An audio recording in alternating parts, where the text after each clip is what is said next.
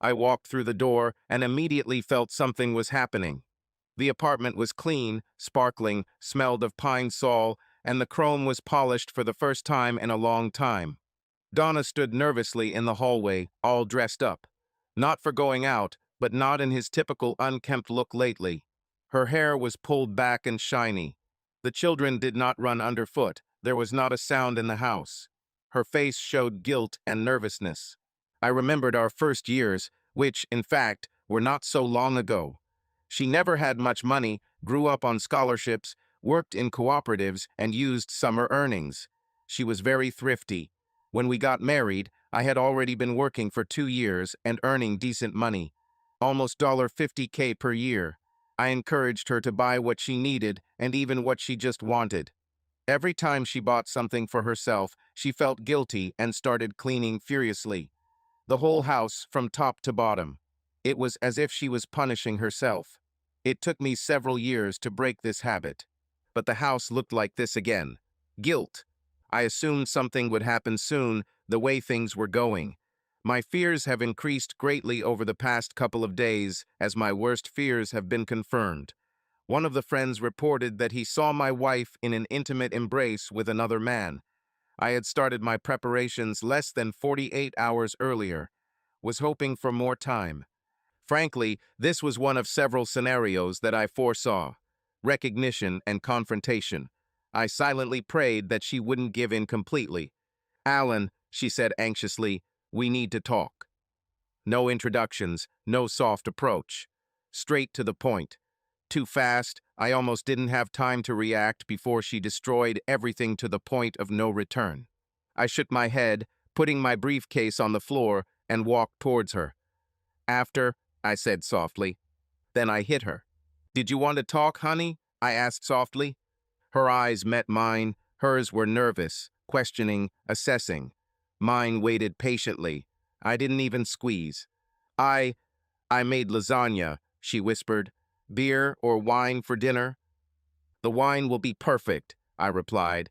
I saw a glimmer of fear in her mesmerizing green eyes. "You know I love you more than anything in this world, right, Donna?" She nodded carefully. "I will do anything for you. I will fight for you. I will die for you. I will not hesitate to kill for you. You are so important to me." Her eyes filled with tears, and she nodded again. "I know." I picked her up and hugged her tightly. "You look terrible," I whispered. "Go to the bathroom and clean yourself up. Don't come out until you look decent." I walked her to the bedroom and made it in the bathroom. As soon as the door closed, I acted quickly. I wanted us to be out of reach for a few hours. It only took 30 seconds to run outside and disconnect the phone line at the entrance to the house. This also disabled the DSL internet. I found her bag in the kitchen where she usually was, and within minutes I had her cell phone. I set the ringer to vibrate and put it in my pocket. She was still in the bathroom. Feeling a little more confident in my control of the situation, I changed out of my work clothes. For a moment, I almost put on sweatpants and an old t-shirt, like I did in the evenings. Instead, I opted for trousers and a nice polo shirt. She dressed up for me. It was the least I could do. I combed my hair in the mirror above the dresser. I heard the door open and saw my wife nervously look out, steel herself, and walk into the bedroom. She flinched when I approached her with open arms. "This evening got off to a bad start," I said as I approached. I hugged her. "Hi, honey. Sorry I'm a little late. You look great." She hugged me hesitantly, then a little tighter. "You're only a few minutes late. Thanks for calling ahead. The lasagna will stay hot," she said softly. "Have the children left?" "I left them with my parents. I thought we needed some time together, alone." I let go of her and lifted her chin, kissing her softly on the lips. "You're right. I think we both understand that things aren't perfect between us. I'd like to work on that." "Work on it?" she asked anxiously. "Absolutely." I took her hand and headed into the living room. "I'm dying of hunger. Let's eat, and maybe after we'll talk about dinner." Dinner was awkward. We talked about children and work, but hardly touched on what was going on in her life. We carefully avoided the elephant in the room. We shared a bottle of wine, but by the end of dinner, it was still a third full. Twice while eating, I felt her phone vibrate. I ignored it. When we finished, I stood up and started clearing away the plates. Dinner was great, as always. You're an amazing cook. I don't think I tell you this often enough. Why don't you relax and I'll do the cleaning? I'll be done in just a few minutes. Donna thanked me and I noticed her enter the kitchen as I returned for a second round of plates. When I returned, I saw her standing next to the table on which her bag lay, looking nervous. I suspected she was looking for her phone. I'll take care of the kitchen, honey. Rest. I'll go to the bathroom. I'll be back soon. I saw that guilty, nervous look again. She would be a bad poker player. I knew she was probably heading to our bedroom to get the phone. The girl was in for a surprise. I took her phone out of my pocket to check the call log. She had password protection on the phone, but I hadn't sat idly by for the past few weeks once my concerns were raised, or should I say exposed. Her password was stupidly simple, the last 4 digits of her social security number. The last call was from Emily. As far as I knew, we didn't have any friends named Emily. I pressed redial and a male voice answered alarmingly after 1 ring. How did he take it? Run. If you value your life, run and don't look back. I hung up.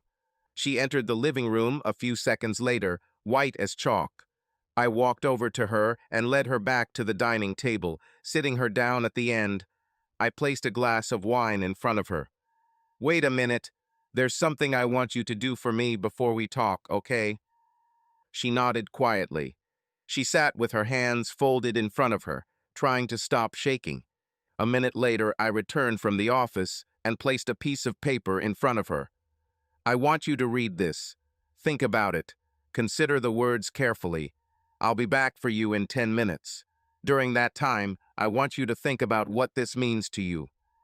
She looked at the paper, the words on which she spoke to me more than 8 years ago.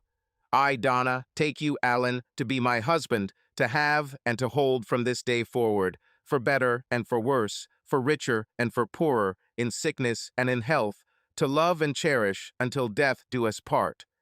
And with this, I promise you my loyalty. When I returned to her 10 minutes later, I saw that the words were blurred from her tears. She looked at me nervously. Let's go, I said, holding out my hand. Let's sit in the living room. She obediently followed me. I knew the evening wasn't going to go as she had planned. She was not weak-willed, she was always ready to stand up for herself. Her actions, or lack thereof, spoke volumes about how much my behavior affected her. I sat down next to her on the sofa. Let me tell you how I feel about these words, dear. I consider them a contract of the highest order, spoken after much thought and preparation, and sworn before God, our family, friends, and each other. Do you agree? Yes, but, she whispered. SHH, not now. Your turn will come. As far as I am concerned, it is very simple. There is only one way out of this contract. Only one way out. One. It is written here in very clear terms. Can you tell me what the conditions of exit are? She was silent, and I nudged her a little. Donna, what's the only way out? Till death do us part, she whispered. Exactly. I know the last 6 months haven't been ideal. I'm not sure why. I'm willing to work on it. I can't do this alone. I need to know if you want to take advantage of your severance clause. No, she answered quickly. Are you sure? I wouldn't want it, but I'm willing to do this option if you feel like it's come to that. Please, Alan, don't. Her voice betrayed her, stuttering, almost pleading. It hurt me to scare her like that, but I felt it was necessary if we had any chance of saving our marriage. Great. I can swear to you today that I have never broken this contract. I love you and cherish you, although I may not always show it as well as I should. Luckily, it was in joy, wealth, and health. Mostly, you agree. She nodded. Yes, mostly. I have been 100% faithful to you since this contract was made. I have never been with another woman. I may have been tempted and behaved in ways that I am ashamed of, but I have never had a relationship with anyone except you. Can you say the same? I saw the fear in her eyes return. She hesitated. I, I've done some bad things, Alan, some that I'm ashamed of now. But I've never been with another man since I committed myself to you. Do you believe me? I took her hand in mine. I believe. If I thought otherwise, I might be tempted to terminate the contract. Do you understand? She nodded nervously. I'm sorry, she whispered. I want you to tell me now what you thought as you sat there and reread our contract. What it means to you. It's difficult, she said. I know. It's been difficult for me these past months, seeing you willfully ignoring him. Please tell me. When I said those words, I absolutely meant them. You were the best thing that ever happened to me, and I couldn't imagine life without you. I think we had about 5 or 6 absolutely wonderful years. Then a couple of good ones, but not the same. Over the past 6 months, I forgot what was important. I began to think that it could be better. She fell silent, swallowing a short sigh. God, forgive me, Alan. I don't know how I could think about it, but I imagined life without you. If you were unhappy, Donna, why don't you tell me? Work to improve our marriage, not undermine it. You have to understand that there are only 2 people fighting for our marriage, you and me. There will always be those who seek to undermine him for various reasons. Envy, lust, anger, just to name a few. Just you and me, a team fighting for him. I can't do this alone. I never thought of it like that, she said. Do you remember how we made this contract? She smiled sadly at me. I remember. It was wonderful. I can't believe I ever forgot, even for a moment. I'd like to reaffirm our contract and renegotiate it. Could you do that with me? It's been almost 5 weeks since we last reaffirmed it. Has it really been that long? 5 weeks tomorrow. The longest it's been since we got married. I'm sorry, she whispered. SHHH. Let's forget about it for now. Will you come with me to our bedroom and lock him back up? Do you still want me, after tonight? More than anything in the world. She smiled. Can you give me a couple of minutes? Get ready for you. Certainly. We lay together, naked, after making love for the first time in a long time. Love, not sex, confirmation and renewal of our contract. We confirmed it twice on my part, and several more times on hers. We ended up with me holding her while she cried, clinging to me. I'm sorry I let us grow apart. I never wanted this. You mean the world to me. And for me too. I love you, Alan. I'm so sorry. You gave me a wonderful life and 2 beautiful children. A life better than I could ever dream of. I almost ruined everything, didn't I? Too close to comfort. I'm sorry I hurt you. I couldn't let you say words that would ruin our contract. I couldn't do it. I should have stopped you. Forgive me. The corner of her mouth turned up slightly. God, that hurt. I still can't believe you hit me. It still hurts. She looked nervous again. Do I want to know what would happen if I did that? I shook my head sadly. She nodded in response. Thank you for giving us a second chance. I love being with you, I whispered. Me too. We don't do this often enough. I know. I'm sorry for that too, I said. What will happen now? She asked. I've thought about this a lot. The relationship between a man and a woman is a lot like a home, I explained. Some people live in apartments. Temporarily, little investment in it. They move out after a year and find a new one. Marriages are like a house.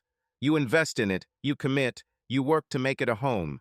A good marriage takes effort from both spouses to maintain the house, improve it, and take care of it. We had a wonderful house, the envy of our friends and family, but we let it fall into disrepair. We didn't look after it, didn't try to improve it. It became boring and a little neglected. I'm as guilty of this as you are, maybe even more. I regret it and will work to ensure it doesn't happen again. At some point, some external forces decided that it would be fun to blow up our house, destroy the walls, and put partitions between us. They wanted to kick you out of our house and move you to a new one. I don't know if it would be an apartment, a condo, or a mansion. All I know is that it wouldn't be our home anymore. I don't think it was like that, she said softly, nervously. Maybe they just wanted to help fix up my side a little. There is no your side and my side. This is our home. This was not some master we chose to make better. This was a damn thief in the night. The enemy. I felt a surge of anger. Stealing my woman. Mine. I need a name, Donna. The barbarians are at the gate. I need to protect it. What are you going to do? She asked nervously, her body trembling. Protect our home. Make sure they never try to destroy it again. Can't we just move on, Alan? I'll make sure this ends. No, I can't trust you yet. You betrayed us. You let them in. You opened the gate. I'm going to slam it shut. Name, Donna. Gerald. Gerald Wheaton. A name I've never heard of.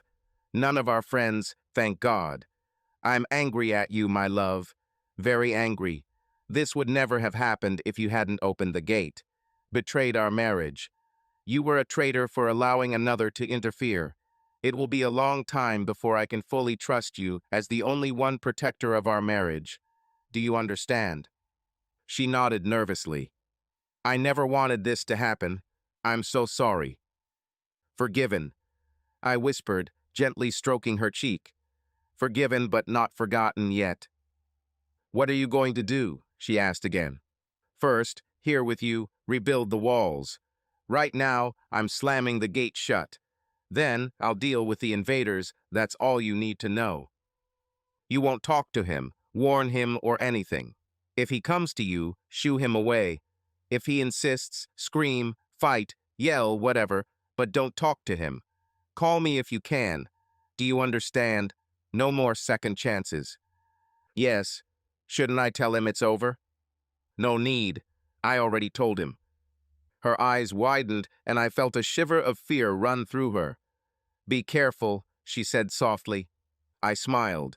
These words went a long way towards closing the gap. Trust but check. This phrase, made famous by Ronald Reagan in his dealings with the Owls, was interestingly coined by Vladimir Lenin. Trust but check. I don't know why this made me so happy. This was my new motto. The confrontation began on Friday. On Saturday morning, we confirmed our contract again, and it was almost as if we had gone back 8 years. Almost. I asked my wife to pick up the kids and canceled Alana's soccer game for the first time this season. Time was still of the essence, and there were things that needed to be done. It took less than an hour to download the software onto her smartphone. Stealth Genie Gold for iPhone. It wasn't cheap, over $100 for 6 months of access, but it allowed me to track all of her activities, including remotely activating GPS and tracking her movements. I could read her text messages and all the call logs. I had the opportunity to record her calls, and even if I wanted, to call secretly and listen to her conversations. It was practically not detectable. Technology has come a long way. For another $80, I got full access to her computer, including emails, chat logs, website history, keylogger, everything. I was surprised how cheap and easy it was. Spytech Spyagent Stealth Edition if you're interested. Less than 30 minutes to purchase, download, install, and configure. 30 minutes a trip to Radio Shack led to the purchase of an X-Blue recording device that plugged into the phone jack and my PC. It recorded and Logiravalo all telephone calls, including answering machine messages, and saved them digitally to the computer. Also tracked caller ID and time and duration of messages. I bought a GPS logger tracker there for about $180. The Technit TTL 1000 didn't do everything I wanted. I didn't have live GPS tracking, but I could download complete histories of all her trips. This should have been enough. I ordered the best one online with live tracking, but didn't want to wait for it to arrive. I should have waited until she got home and installed it under the hood. This required 12V power instead of batteries. It also had a 1GB memory card that I needed to have access to in order to view the logs. I bought a spare memory card so that I could exchange them during analysis. almost $400 total, but much cheaper than hiring a private investigator or the cost of a divorce. I downloaded old call and text history from her phone. When she returned from playing, I received an excited report from the children while she fed them lunch. After the meal, I took her aside for a private conversation. I gave her the phone. "I have your call history. I want you to get it off your phone. No more hiding under Emily. Who did you tell about this attitude of yours?" "It wasn't an attitude," she began. "Don't start lying now, Donna. I don't have the patience for this.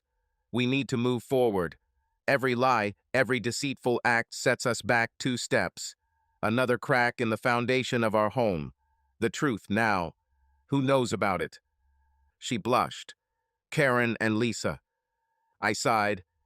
"Damn, Donna, you're not making this easy for me. They're both accomplices in this betrayal." She shook her head decisively. "Not Lisa. I swear she fought me the whole time. Please call her. She'll tell you the truth." I nodded. "She's your sister, so I'll give her the benefit of the doubt. I'll talk to her. Karen gets the same treatment as a bastard. She's cut off. No more relationships at all." "No, Alan, you can't do that. She's my best friend since college." "I'll make this easier for you, Donna. You can stop this, or I will. If I do this, I promise you will never see or hear from her again. Never. If you do this, there is a chance for a reconciliation in the future. Minimal, but possible." "Why are you so harsh and cold about this, threatening like that? That's not like you. You're not that kind of person," she sounded angry. Which made me even angrier. "That's me. Business me. The part I keep from you because I love you so much. I protected you. I can be tough, and even more if necessary. You don't climb the corporate ladder the way I do by accepting blows of fate. It is important for you to understand. At this moment, we are no longer a team protecting our marriage. I am in control. There are no other options. Deviation from my rules will mean complete and utter war on my part. One prisoner, absolute and merciless destruction. This is the most important thing in the world to me, and I will do my best to get what I want." "You're scaring me, Alan," she whispered. "Okay, now, like I said, stop with Karen. You're allowed one call to end this. I never want to hear from her again. I'll know if you don't. I reserve the right to check your phone and email. Email whenever I want. You've lost my trust, and until you earn it back, you'll be under surveillance. To be honest, you can check my phone and email too. I have nothing to hide." "What about Lisa?" I said I'll talk to her. If everything turns out to be true, she can be your way out. You can talk to her about everything. I'll let you know by the end of the weekend."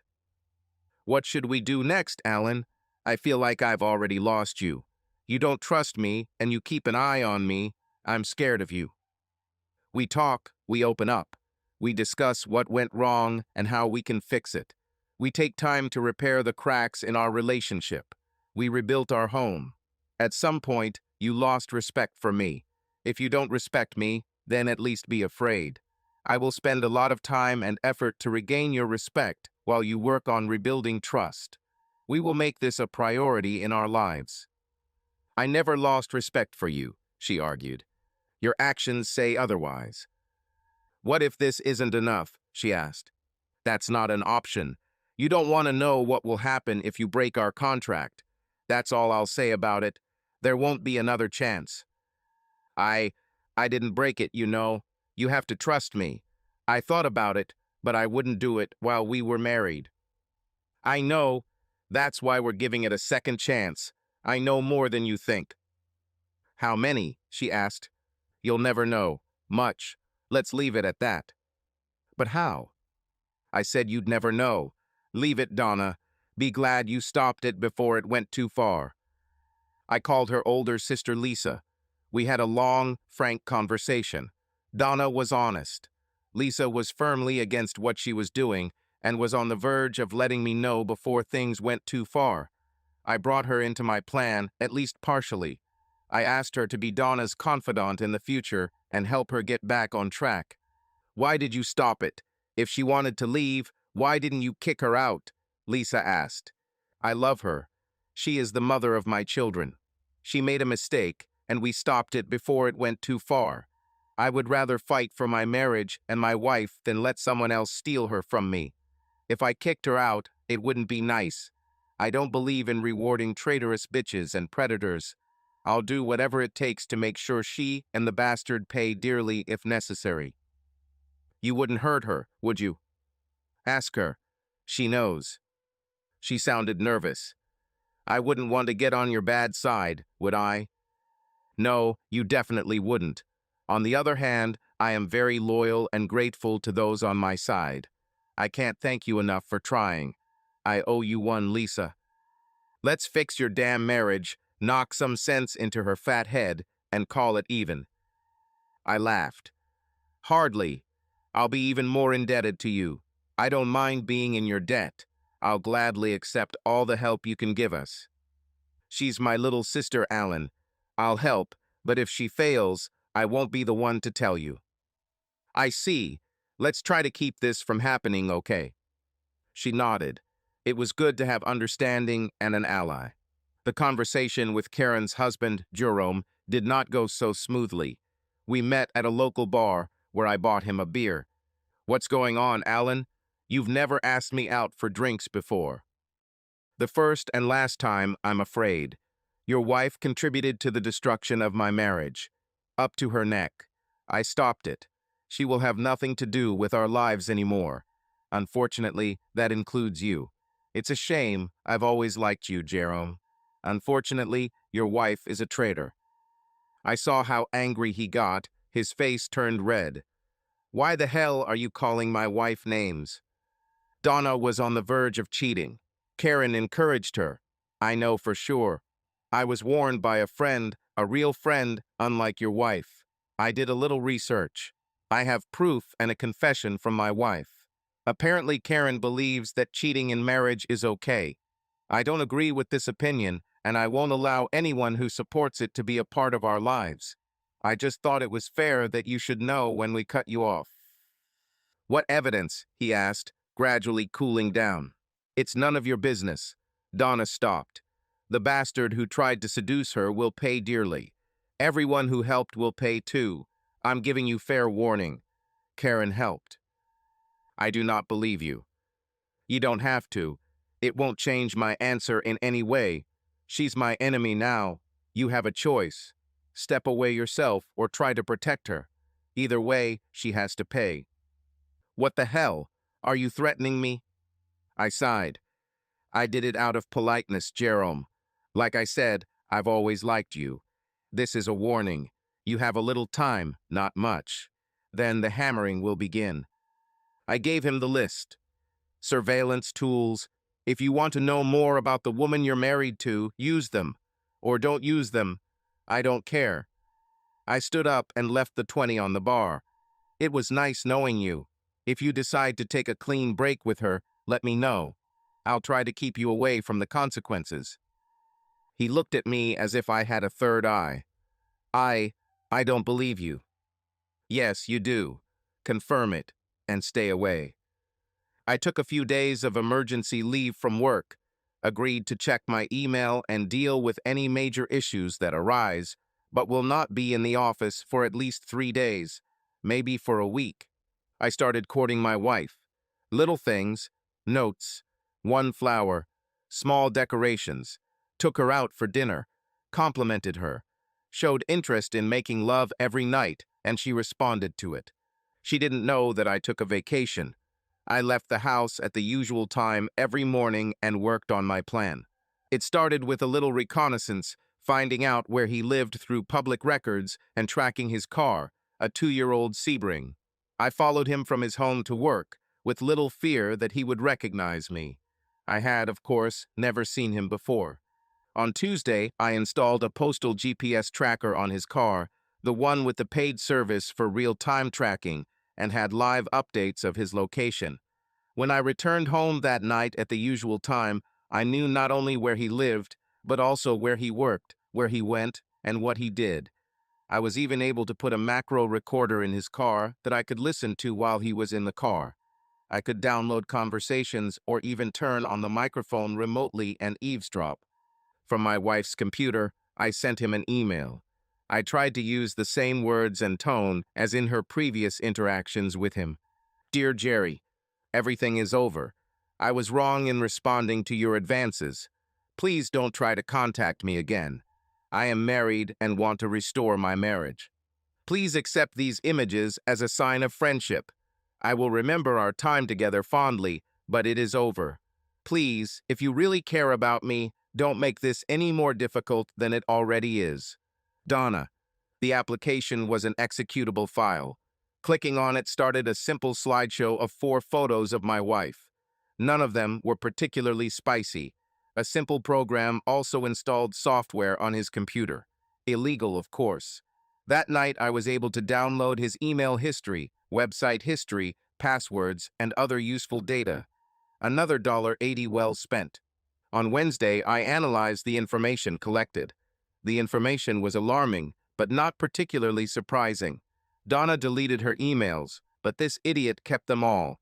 I was able to read the entire 6-month correspondence where he slowly gained her trust by playing on her emotions, raising her self-esteem, destroying us. She was beautiful, sensual, smart, not understanding. I was cold, controlling, unloving, using her, and almost certainly cheating himself. He was good at it, slowly rubbing in her confidence.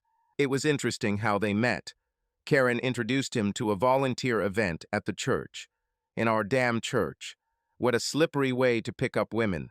Karen was not just an enabler, she was an initiator. Hell, she had to pay too.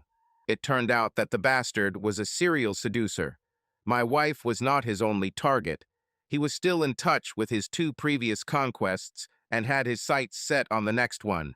He was married with 1 child to a woman who did not understand him, as he said, who was too busy with her own work to pay attention to her family. Cold and heartless, he painted an unflattering picture of her, little by little, over time. I was sure that his wife knew nothing of his inclinations. With full remote access to his computer, I developed a clear picture of this low-grade predator. It was too easy. I decided to spend half a day at work on Thursday to catch up. Donna woke up when I did and made me breakfast. She sat with me, drinking coffee. She had almost half a week to digest it all. I was an idiot, Alan. I don't know how I let this happen. Now I look at my actions and I don't recognize myself. The woman I've become doesn't like me. I nodded. You were seduced by an expert. You weren't his first victim, and he's already set his sights on the next one. She took the phone out of her robe and handed it to me. He tried to contact me. When I stopped answering his calls, he showed up here yesterday, insisting on talking. I had to talk to him. I told him it was over, and I didn't want to see him anymore. I threatened to call the police if he didn't leave. I handed the phone back to her without looking at it. I know. About 1 p.m. Thanks for telling me. He won't bother you anymore. I knew he had entered the house thanks to GPS tracking. I didn't know the rest, but I was pleased enough that she thought I knew. Keep her in suspense and maintain the appearance of all-seeing, all-knowing. Please don't do anything stupid, Alan. He's not worth it. I'll be careful. Just stay away from him. Tell me about your conversations with Karen and Lisa. Again, pretending that I already know. I told Karen that she had almost ruined my marriage and that I would no longer communicate with her. She was very unhappy. I also called all our mutual friends and told her that I would no longer communicate with her, and if she was invited, I won't be attending any events. I told them I value my marriage, and she was ready to ruin it. I don't think we'll have to worry about seeing her around anymore. You want to explain how she was involved in your meeting with the bastard? I asked calmly. You know, she looked at me, surprised. Then she shook her head. Of course you do. You knew everything. Why didn't you stop me, Alan? You should have stopped me. No, Donna. If I had intervened too soon, you would never have trusted me. I had already lost your respect. You had to decide for yourself that this was wrong. It was the only way I could trust you. The only way I could have everything would have gone back to normal. Unfortunately, you didn't. I intervened only at the last moment when your next action could have ruined what we had. I couldn't let that happen. I love you and ours too much. Daughters to subject them to what I would be forced to do. She was clearly upset. I'm sorry. I know you're probably tired of hearing this. I swear I didn't even see it. He was just a friend when I needed a friend. Someone to talk to, a rock. He was kind to me, understanding. Of course he was. He wanted to sleep with you. He wanted to cuckold me, take you, use you, and throw you away like he did with others. He wanted to destroy our home. You're a smart woman, Donna. How could you not see that? I, I don't know. He seemed like such a gentleman, and Karen kept saying that I wasn't doing anything wrong. It's normal to have male friends, a different perspective. Even when he first kissed me, it was like kissing a cousin. Friendly, nothing more. I don't know how I'll let this continue. You opened the gate. The first time you shared intimate things, talked about your feelings, about our relationship, you let him in. He loved it when you talked about it, didn't he? She nodded. But he was always supportive. He wanted to help me, to make our marriage stronger, to help me feel better. I hope you learned your lesson. Understand, Donna, strange men don't want to become friends to help you. They want to sleep with you, make you theirs. The best of them probably want to take you for themselves. People like your buddy. It makes them happy to use you and throw you away. It was a painful learning curve, she admitted quietly.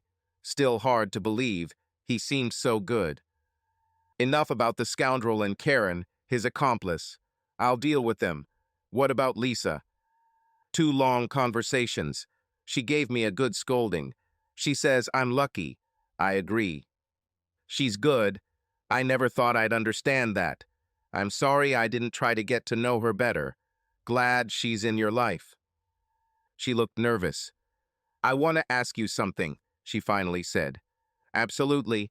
Ask anything. I want you to be able to talk to me freely about anything. I have too much free time. I want to do something to keep me busy. The kids will both be in school next semester.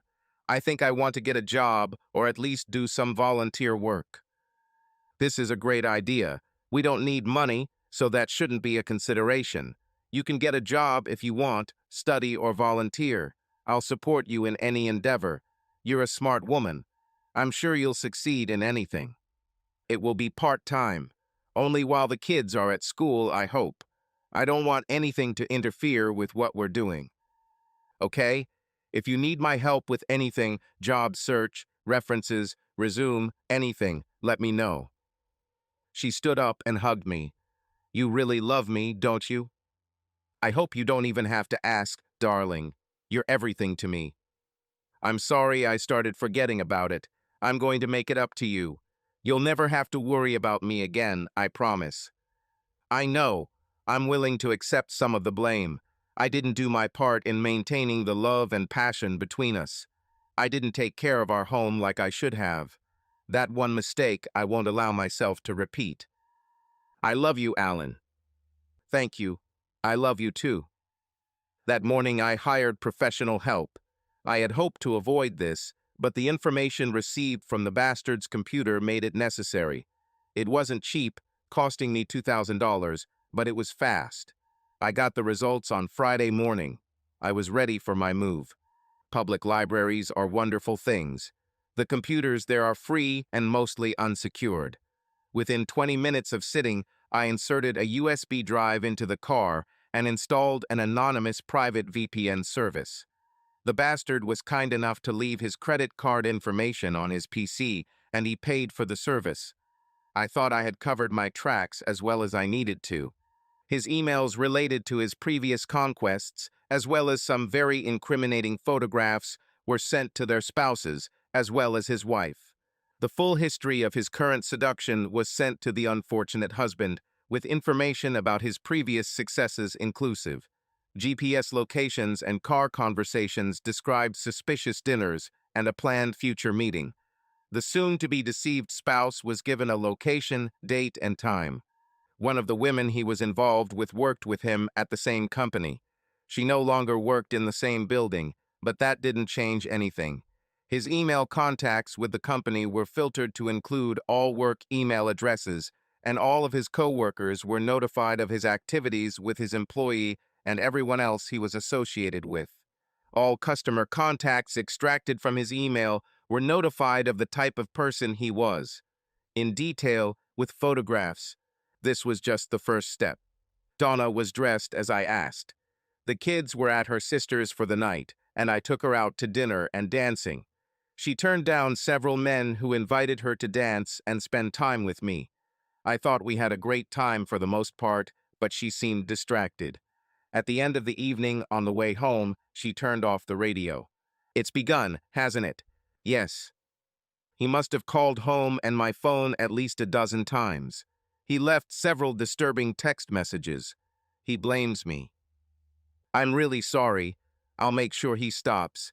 I hope you never have to hear from him again after this weekend." Will this be bad? Maybe. For him, I did everything I could to protect you from this. God, I really screwed up, didn't I? Yes. Did you have a good time tonight? She nodded, her hand stroking my shoulder. I did so. I should have raised this issue earlier. It was distracting. I thought about it all the time. Please believe me. Don't be afraid to ask anything. Worst case scenario, I'll explain that I'm not going to tell you. I truly believe that the lack of communication over the last couple of years has been our biggest problem. I know. It's better now, isn't it? I think so. Let's get better. We still have some work to do, but I believe the situation is improving. We should have done this more often. We need to make time for just you and me. I want to. Can we do this once a week? Time for just the two of us. I don't see why not. I like being alone with you. Do you really? You need to stop doubting my feelings for you, Donna. I love you. It's always been like this. I'll never stop. I may not have been successful in expressing them, and I regret that. I will strive to achieve more. Are you going to show it to me tonight? She asked teasingly. Over and over again, if you let me. May I allow it? I will insist on this. Take me home, love. I've missed you since we left the house tonight. We lay together, hugging each other in the delightful afterglow. I hugged her. I like this feeling, she said quietly. Me too. Trust me. She giggled. Oh yeah. She was silent for several moments. I need this, Alan. We were losing it. Proximity. It means as much to me as sex. I thought about it and realized she was right. We were at a dead end. Sex was pretty much on schedule, and then I quickly kissed her goodnight and tried to get some sleep. I'm so sorry, I whispered. I didn't notice the gradual change, but now that you mention it, I almost feel bad that I didn't notice it.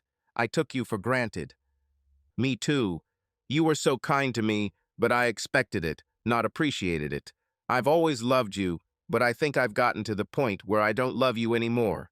You were my husband, provider and father of my children, but you are no longer my lover and confidant. We used to talk in bed, about everything and everyone. We talked about our dreams, our goals, our fantasies. This was the most precious part of our relationship, this time together, and it slipped away. I don't even remember how or why, but it stopped. She squeezed me tighter, and I realized she was crying. Don't let us lose him again. I pulled her closer, enveloping her in my arms. She felt so small, so fragile. I kissed the top of her head. Never again, I promise. She stayed in my arms until she fell asleep. Even then, I didn't want to let her go. It was a breakthrough for me, a window into how things got worse and why. I felt like an idiot. An extra 10 minutes of cuddling a night would go a long way. It was a time of communication between just the two of us, intimacy and openness. One day, I let it slide. Never ever. I got up early, leaving her a note. I checked the GPS monitor and found a car parked outside the hotel just off the highway. I went there, ready for any development of events. I hoped this wouldn't be necessary. At 8:30, I knocked on the door. Gerald Wheaton was a big guy, and I suspect a lot of women would appreciate his looks. What do you want? He asked. Don't ever call Donna again. If I were you, I'd take your things and get out of town. If I ever see you again, it will be the last time. I will make sure that you never contact my wife or any other woman ever again. Are you the bastard who set me up? He growled. I'll enjoy kicking your ass and sleeping with your woman. I smiled. Don't say I didn't warn you. I've been kind until now. I unzipped my jacket and showed him the Ruger LC9 in its holster. Leave her alone and disappear. Last warning. I was not surprised when the police visited me this morning. They asked me if I knew Gerald Wheaton and if I had threatened to kill him. I explained that I had heard that he had seduced several married women and put on a performance for me. I wanted him to leave her alone. I turned on the recording of the conversation with him. I never threatened him with any bodily harm. I told him to leave my wife alone or I would make sure he did. That's all. You didn't point a gun at him and threaten to kill him. I never brandished any weapons. I never threatened him. I told him to leave my wife alone. In fact, the only threat came from him. Would you mind if we had a copy of this recording? Asked one of the officers. Not at all. If you come by, I'll make a copy. Provenance works in a strange way. I had other plans to deal with this scumbag, but he decided to make things easier. This bastard called home and screamed at the answering machine. You stupid bastard, you've messed with the wrong man. I'm going to stalk you, beat the crap out of you, and sleep with your woman. You'll pay for messing with me, asshole. I hope you have eyes in the back of your head because I'm coming for you. What an idiot. I had to wonder how my wife ever saw him as anything other than 6'2" bullshit. I had a copy of the recording I made. I also made a copy of the logs of dozens of calls he made in the previous days, including a recording of his latest threat. Here is the recording officer, including a copy of the threat he just made. I wish they would stop. Can you do anything about this? The chief officer nodded. If you want to come to the station, I will file your complaint. I have no doubt that the DA will take this very seriously. Don't you love it when a plan comes to fruition? The kids were playing on the Wii when I let him in. Hey, Jerome, I honestly didn't expect to see you anytime soon. She cheated on me, Alan. I don't know how much or for how long, but my wife is a cheater. I'm sorry this has affected your marriage. Come in, sit down. Can I offer you a beer? Or something stronger? Whiskey with ice? That would be ideal. I went to look for Donna, who was doing the laundry. Who was that at the door? She asked. Jerome. He realized that Karen was cheating on him. Could you get us both a glass of Johnny Walker Blue with ice? Blue? I think that's the least I can offer him, since I'm the one who pushed him to get tested. She finished folding the towel. How aware is he? I'm not sure. I hope you can help clear this up. Me? But Alan, she told me everything in strict confidence. She was my best friend. Was is the key word. 2 glasses, one for yourself if you like, and then please join us. I'm not sure if I can. It won't be right. Would that be better than having an affair with your buddy Gerald, losing your family, your children, being on the run, always looking over your shoulder? She looked at me angrily, then lowered her eyes in shame. You'll never let me forget this, will you? Forgiven, but not forgotten. This brings us back to trust. If you hide other people's intrigues, you are a hair's breadth away from having your own. Approval through inaction. You see it, don't you? Okay, give me a minute, okay? She was clearly not happy, but I was confident that she would do what she had to do. About 5 minutes passed before she joined us, handing out drinks. She sat down in the chair opposite us, taking a sip from her glass. Jerome looked a little surprised to see her. Hey, Donna, sorry for intruding on your Saturday. No need to apologize, Jerome. I think it's partly my fault. I wasn't the best friend. Please tell him, honey. Everything. How much? How often? How much? What do you know? I insisted. This is bad. Are you sure you want to know? She asked, turning to our guest. I don't want to, but I need to. Whatever you can do to help." She sighed, taking another sip. She's a woman of easy virtue, absolute and unabashed. We laughed about it, I'm embarrassed to say. She was like that in college and remained like that throughout your marriage. I don't think more than 2 months went by without her seeing someone. Even after we got married, at the bachelorette party, and a week after your honeymoon, she had regular lovers and didn't want to leave them. 2 of them until they both left about 4 years ago. Did she say why? She likes sex. That's what she said. But how? She's a housewife. She has a lot of time to play. She always made sure to be home and tidy before you arrived. She almost never did that in your house. On the rare occasions when you were gone, she went crazy. She liked to tell me about it. I was the one she could trust because she knew that I would never tell. After all, we were best friends. I saw him struggle with anger.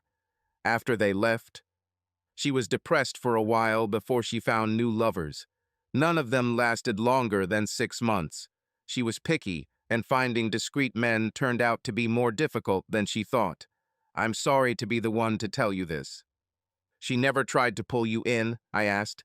Of course I tried. For years, I constantly reminded her that I was very happily married and living her adventures through her stories. I didn't really think about it, how wrong it was. She's always been like that. What are you going to do, Jerome? I asked. I don't have much choice, do I? The first thing I'm going to do is check to see if the kids are mine. Donna intervened. They're yours. She's always been very careful about it. She may be a walker, but she loves you and only you. It will be devastating for her. It doesn't make anything any easier for me, he said angrily. Is there any way that you can forgive her? Donna asked. Forgive me, because she cheated on me our entire marriage. I'm not good enough for her. Obviously, that will never change. She says you're a great lover. She loves what you do for her. She's just broken. Maybe you should see a couples therapist or consider an open marriage. That's enough, Donna, I said. It's his decision. I turned to him. If we can help in any way, let me know. I will delay any action until you decide. You don't deserve this. His eyes were red as he looked into the glass. I'm such an idiot. I thought we had a great marriage. I really did. She's a wonderful mother and the sexiest, most loving woman I've ever met. I think that's the problem, isn't it? I don't know what to tell you. I'm sorry you heard it from us, I said. No, it's not your fault. I'm sorry my cheating wife almost dragged your wife into this. He took a long sip from his glass. You don't know any good divorce lawyers, do you? I shook my head. Can't help it. I would never get divorced or let this happen. I'm not that kind of person. I turned to my wife. I think you might know one. She blushed. I have a business card if you want it. It made me angry, to be honest. Why don't you bring it? I hope you never need it. She shook her head. No, sorry, I'll get it now. She returned with a business card. I got it from Karen. He's kind of the best. You should call him before she does. Did she sleep with him? I don't know. I don't think so. Great, just great. He finished his glass and put it on the table. Sorry for the intrusion. To say it was fun would be a lie, wouldn't it? It was educational. Donna stood up and hugged him. I'm so sorry, Jerome. She really loves you. She's still in love with you. She's just broken. If you have a place in your heart, maybe you can fix her. I don't see how, he said. Thanks for the drink. You're welcome. If you need to talk, don't hesitate to call, okay? I said. Thanks, I'll think about it. After he left, I looked at my wife. Convenient that you had the business card of the best divorce lawyer on hand. She blushed. I'm sorry. I never thought to get rid of her. Can we forget about it? It's in the past, right? I sat down heavily, taking a sip. Whatever.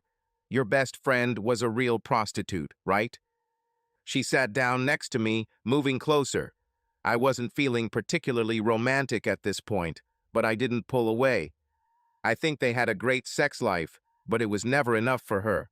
She was always looking for the next great sex. I didn't think it would ever affect me. We were completely different. For me, sex matters.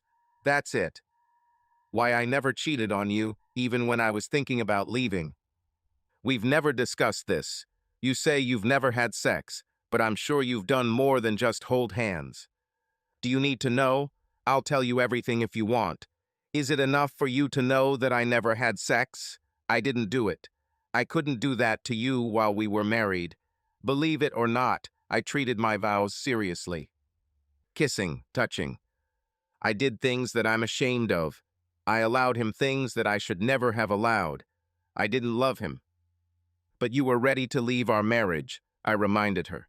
I thought I wanted something new, something different. I let him convince me I deserved it. Just a break to figure myself out. It wasn't out of love for him. Now it's hard to believe that I could think so. I don't know what was going on in my head. Maybe I need to see a psychologist. I don't recognize the woman I was becoming. She pressed her head against my shoulder. I didn't open the gate. It wasn't locked, and I let him squeeze through, little by little, without realizing it. He built little walls between us with his little comments. I didn't see it.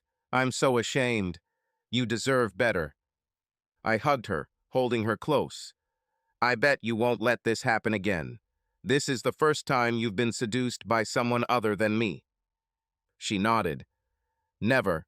I've learned my lesson. Someone tries, I can see it a mile away. I lifted her head and kissed her tenderly. Right now, I could use a little strengthening of our house. She smiled. Children? We won't be long. She sat on my lap, hugging my neck. Short and quick. Short. For now. I'll do anything to make it worth it later. She kissed me again, smiling widely. No way. I still have to make amends. It works for me. Gerald was charged. He made a deal and received a suspended sentence. Too easy for him, in my opinion. He was also given a restraining order within a 300-meter radius of my family. I followed him, even hired private detectives several times. He was in the middle of a nasty divorce and ended up in the hospital. It wasn't me who beat him, although I thought about it. Apparently, one of the other husbands wasn't happy with his antics either. I was questioned about this, but I had a better alibi. Pure luck.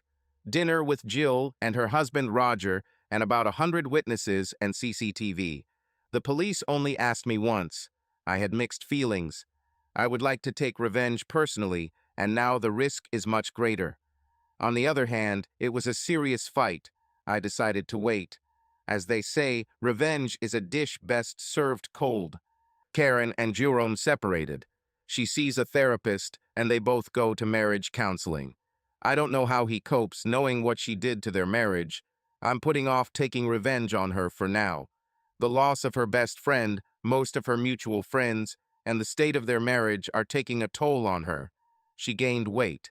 Jerome pays for her apartment and provides her with surveillance equipment. We communicate regularly, and he has dinner with us at least once every couple of weeks. He made sure Karen knew about it. According to Jerome, she hasn't been with anyone else since he filed for divorce. Maybe this was the wake-up call she needed. He is still not sure whether he will get a divorce. I think love is a strong thing. Maybe it's an attempt to win him back, or the medication she was prescribed, but at least she seems loyal on the outside. Personally, I don't think this will last long. For Donna and I, our marriage is stronger than ever. She is still determined to make amends to me. I still have trust issues, but I try not to mention it. I check her emails and GPS logs, less often, I admit, but carefully. I do not jump to conclusions, and all deviations turned out to be false alarms. She works at Children's Hospital and loves it, and does it very well. Money doesn't hurt, and time spent on work doesn't interfere with our lives. We go on dates, and I never forget how close we came to losing everything. I will fight for our marriage like a cornered badger, and I still do. I let her know how important she is, and we make time for the two of us. It works. Will I ever be able to stop checking her, to trust her completely? perhaps over time. For now, it is enough to know that she loves me, is in love with me, and is completely faithful. We are even talking about expanding our family. She is only 31 years old, and working with children constantly makes her think about having another one. To be honest, it has the opposite effect on me. I'm inclined to agree if that's what she wants. I wouldn't mind having a son. I'm also thinking about adding a moat and a second gate to our house. She says she wants it to be a mansion. I'm thinking more of a castle with a 30-foot wall, 6 feet thick, with loopholes all around. Cauldrons of boiling oil on the bastions, ready to be unleashed on any invader. I hope they will never be needed, but rest assured that I will fight and kill if necessary for our marriage. By the way, it's been 3 months since anyone heard of Gerald. It is said that after he lost his job, his wife, and his reputation, he moved away. I know he never made it to the abandoned quarry 11 miles west of here. He should never have tried to contact my wife again. He was warned. I was very happy to hear that his ex-wife remarried within a year of the divorce. I hate collateral damage. As for Karen, we'll wait and see. If Jerome takes her back and she behaves, maybe I'll let it go. Like I said, I've always liked her. If not, I'm patient. Subscribe to our channel so that your love doesn't cheat on you, and go ahead and listen to the next story, because this story is nothing compared to the next one. If you're under 18, don't even think click to the next one. Click to the next one. Click to the next one.